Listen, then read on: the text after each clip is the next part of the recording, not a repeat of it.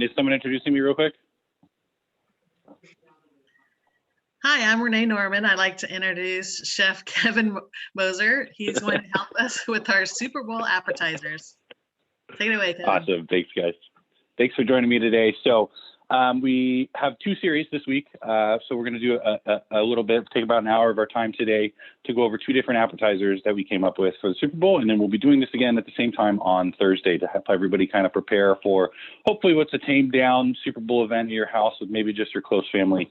Obviously, given COVID and everything going on, we don't want to go crazy. But so I'm going to give you guys an example of some really easy and also a little bit elevated dishes that you guys can make for your Super Bowl event. So when I kind of had these in mind and I was kind of coming up with this menu, I wanted to do something that's not your typical run-of-the-mill bar food. I wanted something that was a little bit more elegant, a little bit more classy, and stuff that was versatile that could be used maybe on top of some tacos or maybe just as a salsa on its side. So today we're going to be doing two dishes. Our two dishes today are going to be a version of a spinach artichoke dip. We're actually just going to do in a cast iron skillet. And then we're going to do a pineapple and hatch chili salsa. Again, both of these are really easy. I know when I'm planning my event, I want to get all my cooking done before. I want everything to lay out because come football time, I'm going to sit down on the couch and have a drink in my hand and I'm going to eat as much food as possible without having to worry about cooking anything else. So again, we're going to get started here shortly. So let me just go over a couple of our ingredients kind of for everything. First, I'm going to go over the pineapple salsa ingredients. We're going to set that off to the side, and we're going to start the first half of our skillet dish, get it in the oven, and then we'll come back to do our salsa. So our pineapple salsa today is real simple, okay? So we have some nice fresh pineapple that we got from the store. A jar of some hatch chilies. So these are already diced. It's super easy to use. We're just going to throw them right into the mix. I got some fresh cilantro here. A recipe called for Fresno chilies. I'm using its cousin today, an Anaheim chili, partly because the market I went to this morning was out of Fresno chilies. The Fresno chili, if you're not aware what a Fresno chili is, it's going to look very similar to this. It's going to be bright red in color. They have very similar taste profiles. The only reason I'd really probably want to use that Fresno chili in this is it's going to give that nice pop of color to this dish versus the green here will just kind of blend in with the hatch.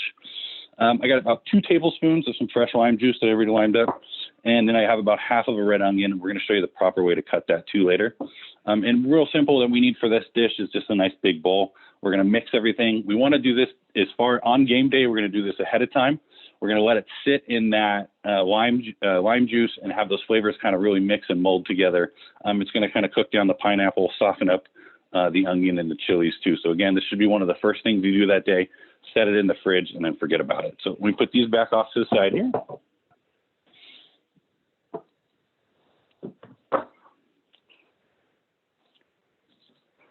Okay, so now for our spinach dip. Okay, so the first thing we're going to need and we're going to have is a nice cast iron skillet. Okay, so I keep mine pretty well oiled. If yours is dry, I'm going to want to add just a little bit of surface oil that'll help your cheese dip not stick to it. The actual original recipe for this calls for it to be done on the barbecue. My barbecue is extremely hard to film from, so I decided to do the kitchen version here. Simply, if you were to do this on the barbecue, you can cover it in foil, set it on the barbecue for some indirect heat for about 18 to 20 minutes. We're going to preheat our oven right now to 405 degrees, and that's what we're going to use to cook that. At the same time, too, for the bread for the recipe called for fire grilled. Want an easy way to do that, something that's a little bit more simple. So I went ahead and actually just picked up these pre-toasted croutons at the market this morning. These are going to look really nice, and they have the ready consistency. If you were to do this on your barbecue, always fresher the better that you can. Maybe get a nice piece of French bread, cut it in half lengthwise, get it into bite-sized pieces, and go ahead and grill that. Get your grill nice and hot, put a little bit of canola oil on the grill, and get some marks up on the bread. It'll come out really well. So a couple of utensils we're going to need. We're going to need a bowl to kind of mix everything in. We're going to do a technique called just kind of folding because we don't want to break up all the ingredients. We're going to need a nice rubber spatula, one of my favorite kitchen tools. We got a microplane zester we're going to use. That'll come in handy later. A lemon. I got a whole, this is a 24-ounce jar of artichoke hearts. What we're going to do is we're going to actually go ahead and we're going to drain these and then add them to our mix. I have half a cup of sour cream here. Some fresh grated Parmesan cheese that we're going to add both into the mix and then on top. We're going to use about a total of about half a cup of this total. So the recipe calls for pressed garlic. Okay, so I'm using a store-bought minced garlic already again to cut down on time. For doing Super Bowl parties, we probably got a lot of different stuff going on. So this is just an easy way to save time. I have my one block, it's an 8-ounce block of cream cheese. Now I've let this sit out on the counter for about an hour now, so it's nice and soft. Okay, it's almost up to room temperature. That's going to make this a lot easier to mix when it comes time to mix. And then I have some chopped spinach. This is frozen chopped spinach. So we're going to prepare this in a certain way. That's where our strainer is going to come in handy. We're going to need to press all the water out of this, or else our dish is going to be really soggy. Again, I don't see the difference in necessarily using a fresh spinach in this. I don't really think it's going to add anything to the flavor profile or take away from anything if we don't. So again, ease of execution. I got organic chopped spinach. It's a 10-ounce bag. I have the whole bag here. And then this was just so that we can drain the water, and I want to show you exactly how much water comes out of that spinach. So the first thing we're going to do, it's really, really simple to do. We're going to go ahead and get all of our ingredients added into our main bowl here. So what I am going to do is I'm going to take my spinach and my little sieve, and again, I just want to show everybody the importance of making sure that we drain out this spinach. So as you can see, there's a ton of water in that spinach. If we don't get rid of that water, again, it's just going to turn into cheese soup versus a nice dip. So I'm going to take a couple paper towels here. If you wanted to be even more conscientious of the environment, you can always use just a regular kitchen towel, but we're really going to squeeze and get all of that liquid out of that. I'm going to ditch the towel at this point and just give it a couple more squeezes.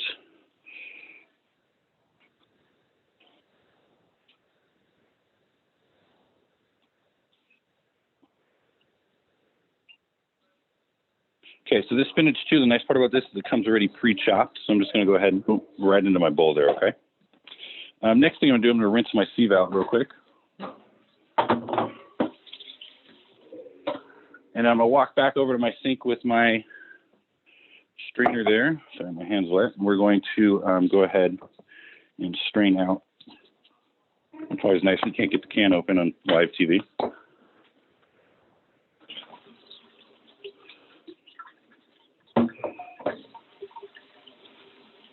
I'll go ahead and just strain out my artichokes real quick. Again, we're going to go straight into that bowl with those artichokes, okay? I went ahead and I rinsed them real quick too. They do have a lot of oil on them. Again, the cheese and all that stuff, when it does hit heat, it's going to start to separate out into oil. So I don't want it to be very oily either. So I went ahead and give them a real quick rinse. Okay, and again, from here, this is a really straightforward dish, okay? So we're going to add my entire block of cream cheese.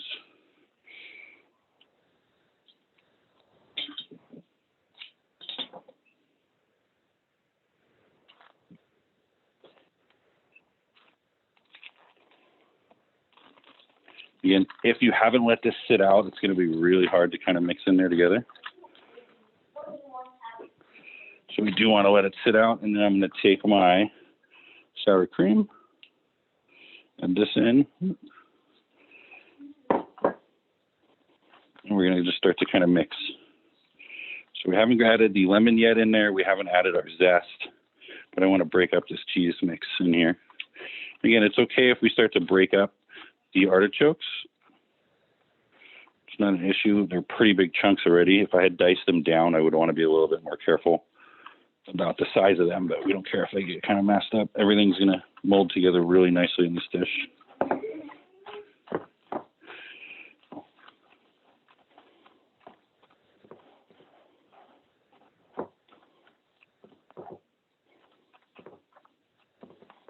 Again, I'm breaking up my clumps of spinach here as I go too. Make sure everything's easily incorporated.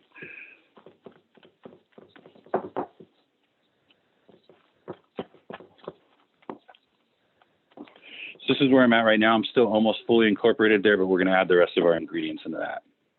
So I'm going to use the zest. I'm going to use about a teaspoon of lemon zest on here. So I'm going to grab my microplane and I'm going to just very lightly dust the top. So I don't want to go too far into the rind of the lemon where it's real white. That white part tends to be bitter. Most of the really good flavor on that is actually coming from the oil being released over the top and that first layer of skin on that lemon.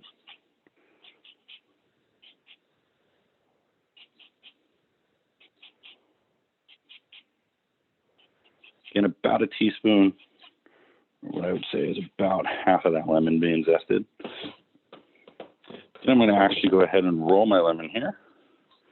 Put on my handy dandy cut glove. So again, if you've heard me talk here before, really good idea. We use these in professional kitchens all the time.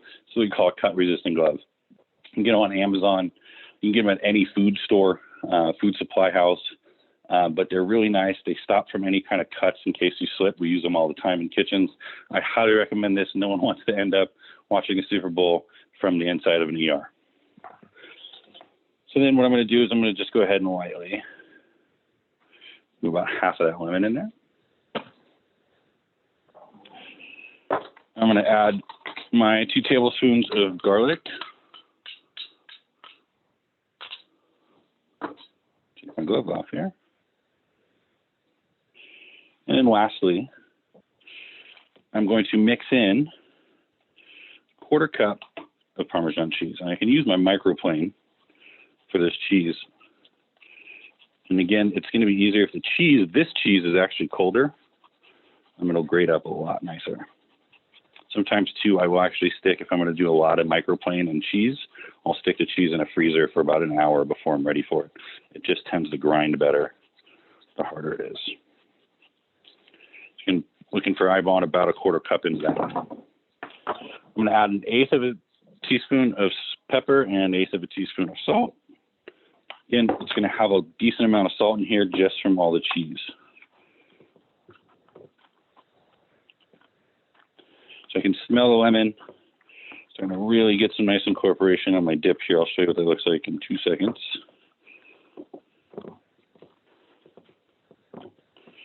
Perfect. So easily, everything's fully incorporated here. Nice and mixed up. I've put all of my ingredients from this and we're ready to go to my pan, okay? So again, I have my pan. It has a little bit of oil on the bottom. We're not trying to over oil it. I'm going to just go ahead and fold in my dip here. So I'm going to go ahead and kind of move everything around, get a nice flat, even surface texture on the top. Then we're going to add the rest of that cheese. Let me adjust my oven temperature here. Okay. Perfect. Okay, so I got my oven, made sure that was the correct temperature. Now I'm going to cover the rest of my top with that last 1/4 cup of Parmesan cheese. This is going to give that kind of browning, blistering effect that we're looking for. A nice caramelized cheese crunch to the top of this dish. Awesome. All right. So in this is exactly how it's going to go in the oven. We're going to throw it in there right now. If you ever need some extra caramelization on those, we can always use the broiler, which that's going to be that bottom pan on your oven that you're probably storing everything, all those other random trays that you never use, but it actually does heat very well. The nice part about that is it's a top-down heat. So if you do want to use that, it helps with that browning because it's applying the heat to the very top of that dish. But right now I have it in the oven, 400 degrees. We're going to put it in there for 18 to 20 minutes. So, okay, so let me just get cleaned up and we'll move on to our second one here.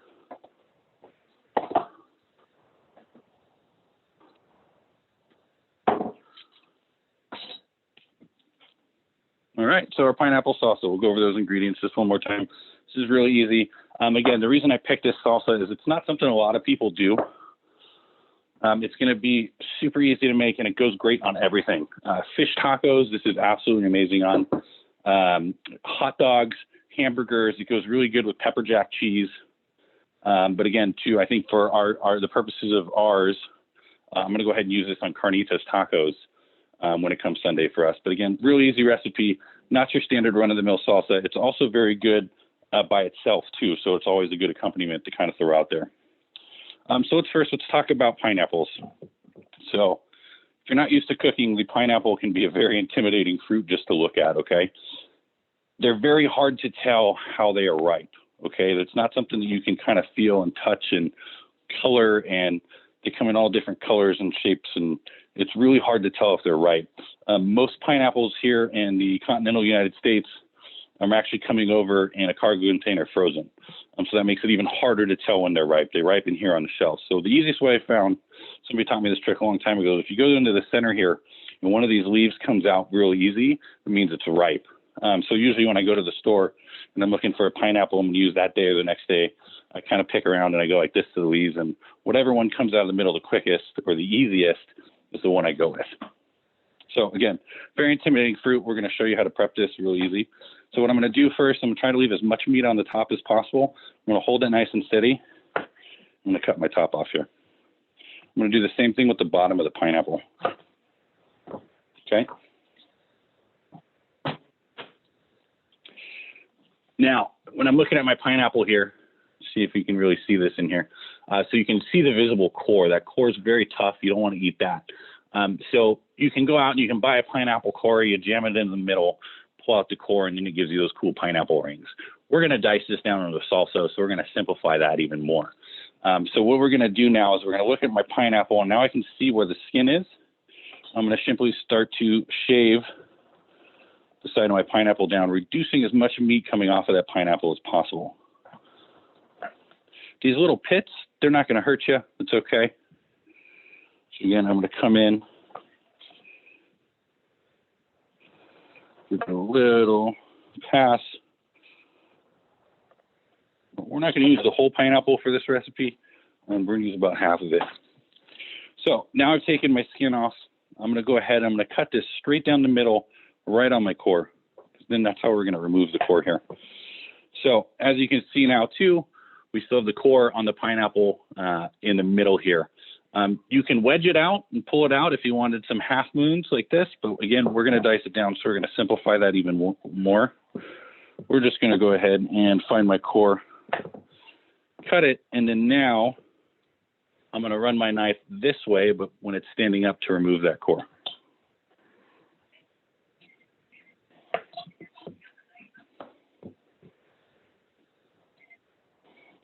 Ooh, see, and that's why we wear a cut glove, just in case it slips out in a mess. Luckily, I made sure my hands weren't in the way on that one. Okay, so again, find a nice flat surface. We're going to do about 1/4 inch dice on this.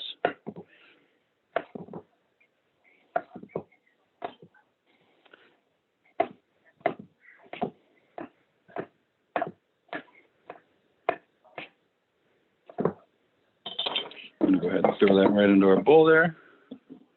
I'm going to go a little bit smaller on my next one here. So I'm going to slice it this way. And what I'm going to do is I'm going to take that in half, and we're going to go this way to cut it down on size. And then again, we're keeping that 1/4 inch mindset.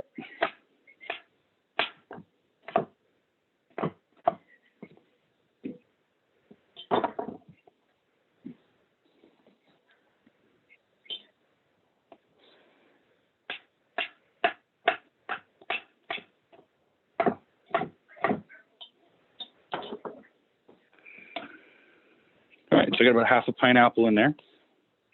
Next thing we're going to do is we're going to go ahead and cut our red onion. I'm going to show you how to dice this the really easy way. Let me just wipe down my board here real quick to remove it so I'm not slipping all over the place.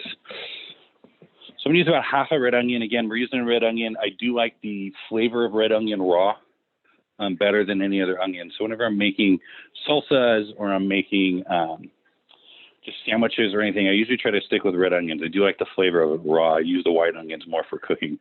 Just a personal preference. So I've already used about half of my onion, but what we're going to do is we're going to slice the onion in half from root to tip. Okay. So when we do that, we're going to open up the layers, and we'll show you how to cut this so it dices up really easy. So I still have the skin on here. I'm going to leave the root end of my onion here intact. And I'm going to go ahead. I'm just going to take off that little tip.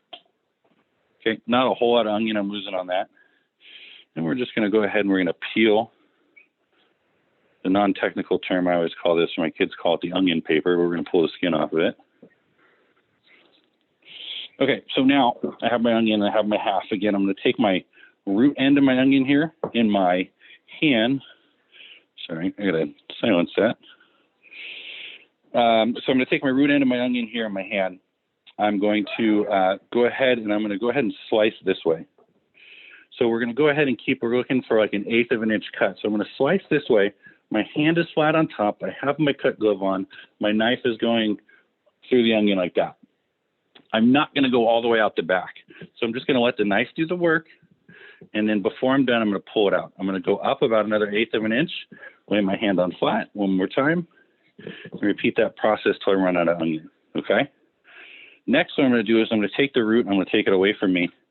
And the same dice size I want my final product to be, I'm going to go in here, but I'm not going to go through the back of the onion.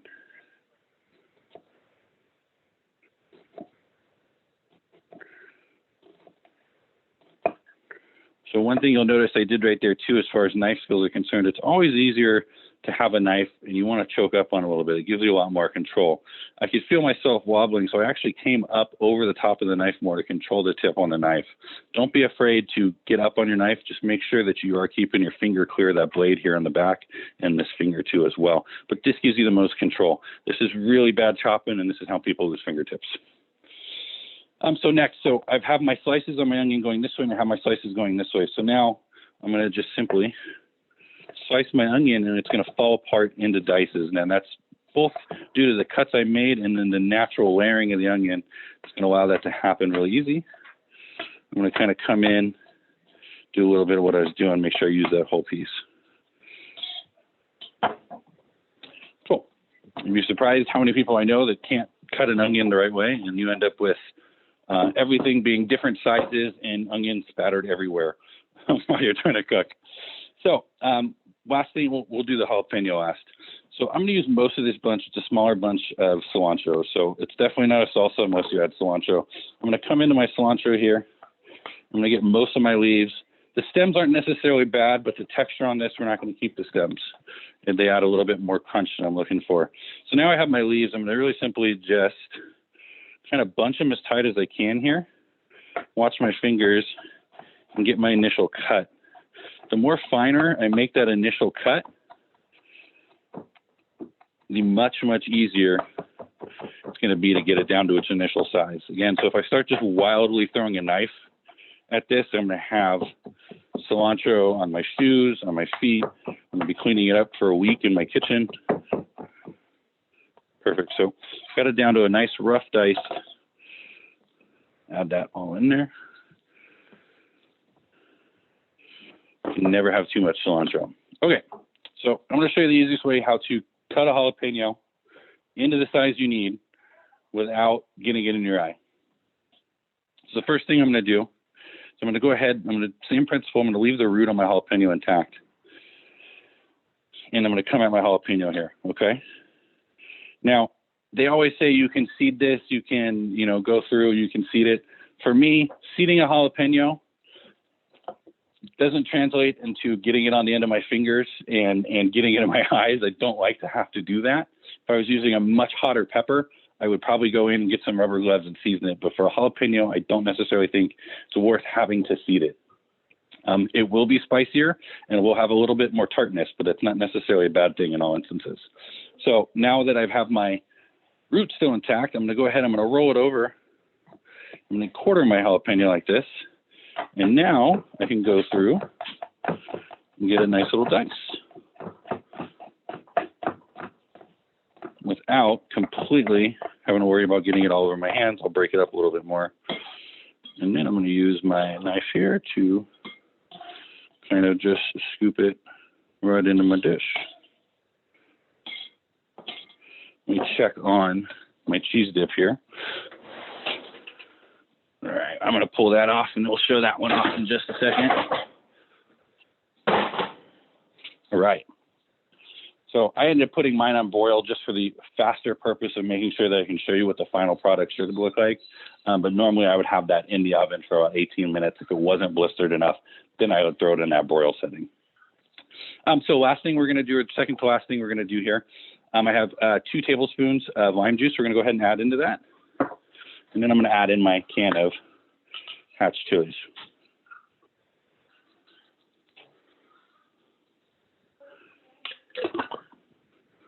Take this off.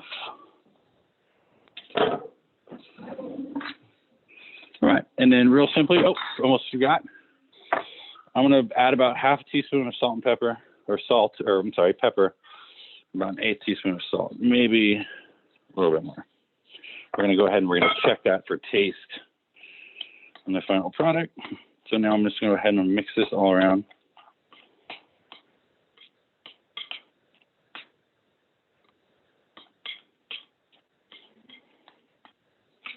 The nice part I like about buying the jarred hatch chilies like that is they're already fire roasted. So it gives a really nice little deep kind of smoky flavor to this because that pineapple is going to be very sweet. So real simply, what I'm going to do is give it a little taste here. Got really good heat. I'm going to about double up on my salt and pepper though. Another most important thing you want to do with this, let it sit for a couple hours. Go ahead and readjust your seasoning. When it sits, it's going to go ahead and, like I said, soften up that pineapple. It's going to have a lot more of that salsa kind of texture to it. All right. So that's off to the side there. And then last but not least, I'm going to show you guys our spinach dip. I'm going to talk about a little bit of a presentation. I just want to put something down so it won't burn my counter up.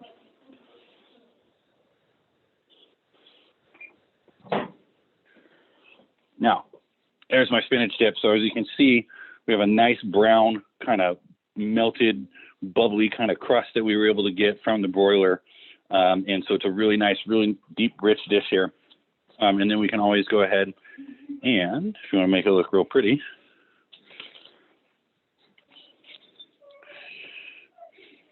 go ahead, do a little bit of half. We can always set out the rest of our crumbs off to the side. And then we should have a really nice, melty, cheesy kind of dip going there. So, okay. So like I said, this is perfect. Nice. The nice part about doing this on our cast iron too, is the cast iron is going to hold heat really well. So we can always lay it down, put a towel underneath it, make sure you warn all your guests that it is hot, but it'll hold heat. So it'll hold really well for a long period of time. It is important. Like I said, this was more just for show, just to get the top part, show exactly what I want. You need to make sure you bake this for 18 minutes. That'll melt all of the cheese and everything inside of it, and then you can go ahead and brown that top. So that's, again, like I said, perfect appetizer by itself. And then our salsa too. Salsa will go good on hot dogs, hamburgers, any kind of taco you can imagine, or you can literally just set it out with a bowl of chips. If you guys want to join us next week on Thursday, we're going to go ahead. We're going to have a skillet fondue. And then we're going to switch it up a little bit. I wanted to do a little bit more health conscious dish. We're actually going to have Italian antipasto kebab. So we're going to have a nice kind of salad type kebab that'll go really well for people just kind of watching what they're eating. And again, it's just another fresher appetizer idea for you guys to have at your Super Bowl parties. All right. So thanks again for joining me today. I really appreciate it. Does anybody that joined in late have any kind of questions, comments, concerns, or anything I can help them with?